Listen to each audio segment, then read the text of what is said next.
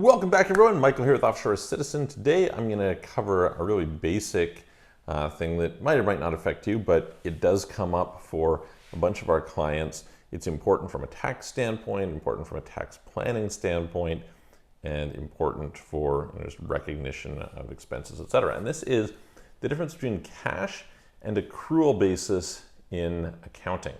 Okay, so it affects, like I said, your taxes, etc. So I'm going to explain how this comes in, how it can be relevant to you, how it can help you save a little bit on tax in one situation or another, and we're going to dive in accordingly. If you haven't already, please hit the subscribe button, hit the all notifications. If you'd like help with international tax optimization, forming companies, setting up bank accounts, setting up global tax structures, corporate structures, etc., please reach out to me. You can book a call, calendly.com/Michael-Rosmer, link in the description below. If you'd like to have help with figuring out relocating abroad or getting residencies or citizenships, that as well, then you can check that out or send a message to our websites, offshorecitizen.net or offshorecapitalist.com. Okay, so what's this all about? Well, here's the question. If you are running a business and you get an invoice from a supplier, when is it that you should say that you have an expense? Is it well, let's just ask that question, right? At the same time, if you send an invoice to a client, when do you decide that you have a profit? The answer is there's two different approaches to this.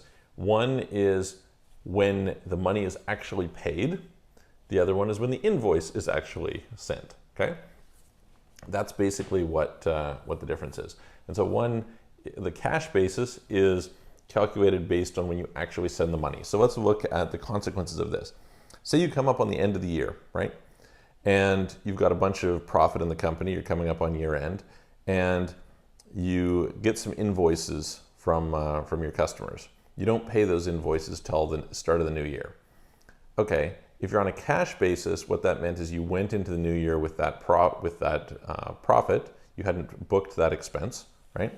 And therefore it didn't pull down your taxable income, and therefore you're paying taxes on it in the current year. If you're on an accrual basis, then you book the expense on the date when you receive the invoice. And on the basis of that, it's going to be an expense that you can write off on that current year. So this can be really useful because it can allow you to sort of prepay expenses, or at least pre-account for expenses in advance. And you can kind of play with the timing of when it is that you realize profit and loss or income and expenses, okay?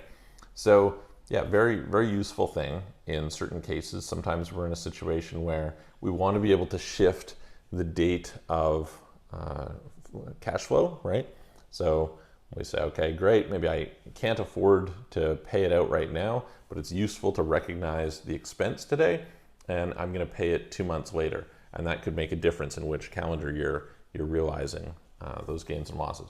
There's all sorts of ways that this can be gamed. You can kind of look at the mark-to-market accounting that took place in Enron back in the day and how they were recognizing gains from way in the future that may never materialize. And so there is some risk of that, and you have to kind of compensate accordingly.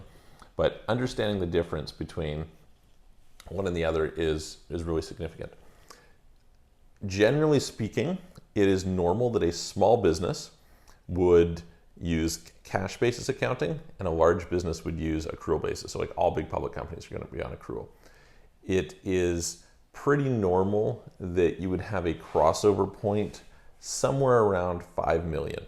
So for example, in some countries they say, okay, well, you're allowed to do accrual before that, but when you exceed 5 million a year in revenue, then you have to move to accrual. So the thing is, often you end up being kind of like forced into accrual. That's the general way to go.